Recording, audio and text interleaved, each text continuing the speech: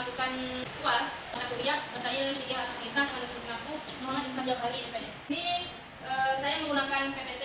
Soal pertama yaitu tentang bayi tabung, terkait dengan bayi tabung. Analisis terkait proses bayi tabung. Bayi tabung atau yang disebut dengan IVF adalah solusi bagi pasangan suami istri yang mengalami kesulitan mendapatkan keturunan. Teknologi ini memungkinkan pembuahan terjadi di luar tubuh dana embrio yang dihasilkan kemudian ditanamkan ke dalam rahim istri. Jadi bayi tabung ini merupakan teknologi yang dilakukan oleh para medis ketika suami istri yang sah akan anak atau momongan. Jadi solusinya itu adanya bayi tabung ini mempermudah suami istri itu untuk mendapatkan anak dengan proses alat dari IVF ini, yaitu ketika memungkinkan pembuahan yang terjadi di luar tubuh seorang wanita tersebut yang ditanamkan ke dalam rahim istri tersebut. Jadi jika menggunakan bayi tabung ini boleh, karena tujuannya untuk mendapatkan momongan. Yang kedua, jika melakukan bayi tabung tersebut dengan alasan menjaga kondisi tubuh agar tetap merawat, apakah diperbolehkan? Jadi melakukan bayi tabung tersebut dengan alasan menjaga kondisi tubuh tersebut, sesi atau menawan, itu tidak dianjurkan.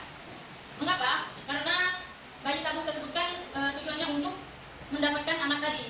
Jadi ketika melakukan bayi tabung tersebut dengan menjaga tubuh agar tetap seksi atau menawan tadi, itu tidak diperbolehkan atau tidak etis atau melanggar ketentuan dari para medis. Selanjutnya jawaban dari bagian C, yaitu pandangan hukum Islam terkait suami atau hukum istri itu terletakkan di dalam rahim wanita lain atau rahim sewaan.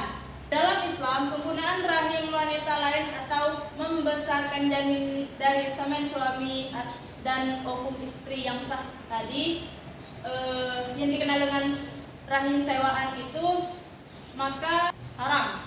Karena disebabkan oleh beberapa alasan. Yang pertama itu nanti ketika dia lahir itu tidak tahu tentang nasabnya atau garis keturunannya. Selanjutnya hak-hak anak tersebut dan eksploitasi dan etika. Referensi ini diambil dari jurnal Amin Z tahun 2017 tentang pandangan hukum Islam terhadap bayi tabung dan surogasi. Itu jurnal hukum Islam volume 9 nomor 2 halaman 123 sampai 135. Baik, di sini saya akan menjawab pertanyaan nomor 3, yaitu terkait dengan poligami. Bagaimana jika Anda dengan poligami, jika setuju berikan alasannya dan jika tidak setuju berikan alasannya dengan argumentasi yang lebih jelas. Jadi pendapat saya itu tidak setuju dengan adanya poligami. Mengapa? Karena di sini ada beberapa alasan. Yang pertama itu dalam keadilan. Ketika berlaku adil itu si suami tadi jika berpoligami itu takutnya tidak adil terhadap istri lainnya. Yang kedua itu ada psikologis. Itu akan ketika istri dan anaknya nanti akan berdampak pada psikologisnya, adanya kurangnya perhatian. Tiga, ada dinamika keluarga.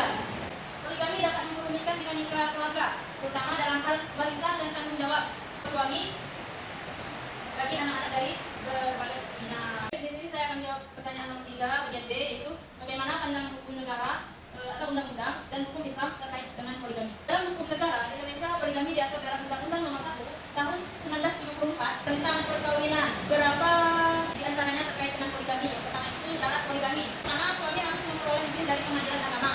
Yang kedua, suami harus memenuhi syarat yang ditentukan dalam undang-undang, seperti kemampuan memberikan keadilan dan kemampuan finansial.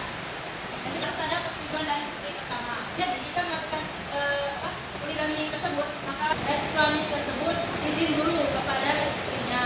Yang kedua itu ada prosedur. Jadi di sini suami harus membuktikan di pengadilan bahwa istri pertama itu tidak mampu menjalankan kewajibannya sebagai istri. Ketika istri mengalami cacat badan yang tidak bisa disebutkan atau istri tidak bisa memberikan keturunan, maka ketika ia diizinkan maka boleh berpoligami. Ada hukum Islam. Dalam hukum Islam, poligami diperbolehkan dengan beberapa syarat. Yang pertama itu dengan jumlah istri. Dibatasi maksimal 4 istri, di mana yang dijelaskan dalam Quran surah An-Nisa ayat 3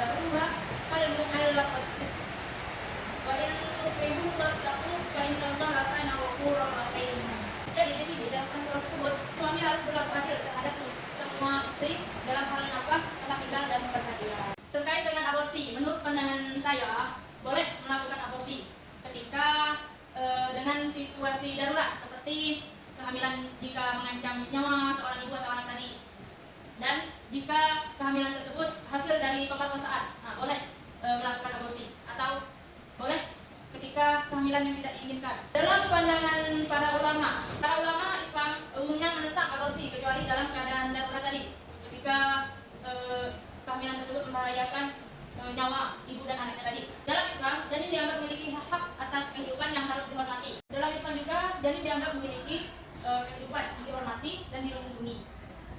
Maka, menurut pandangan ulama ini, boleh melakukan aborsi ketika kecuali dalam keadaan darurat tadi. Baik, selanjutnya nomor 4, bagian yang B. Dalam hukum Islam, melakukan aborsi itu terkait dengan terindikasi bahwa anak yang lahir itu cacat. Beberapa ulama memungkinkan memperbolehkan dalam kasus tertentu.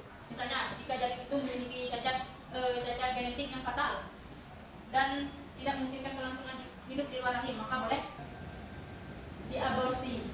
Namun, pandangan mayoritas menekankan pentingnya menghormati kehidupan si janin dan hanya melakukan aborsi jika nyawa atau kesehatan ibu itu dalam bahaya. Bagian C, jawaban C. Solusi terbaik dari tindakan aborsi. Solusi terbaik dari tindakan aborsi ini yaitu yang pertama itu pencegahan kehamilan yang tidak diinginkan melalui pendidikan yang baik, akses yang mudah terjangkau ke alat kontrasepsi, dan dukungan bagi individu yang menghadapi situasi sulit seperti kehamilan yang tidak diinginkan. Selain itu juga, pemerintah dan masyarakat perlu menyediakan layanan dukungan bantuan bagi wanita yang mengalami kehamilan yang tidak diinginkan, seperti termasuk dukungan medis, psikologis, dan sosial. Di sini saya mengambil jurnal dari Arifin Z, yaitu tahun 2020, pandangan ulama tentang aborsi dalam kajian fikih kontemporer di Indonesia. Itu jurnal fikih dan usul fikih, volume 8, nomor 2, halaman 210 sampai 225.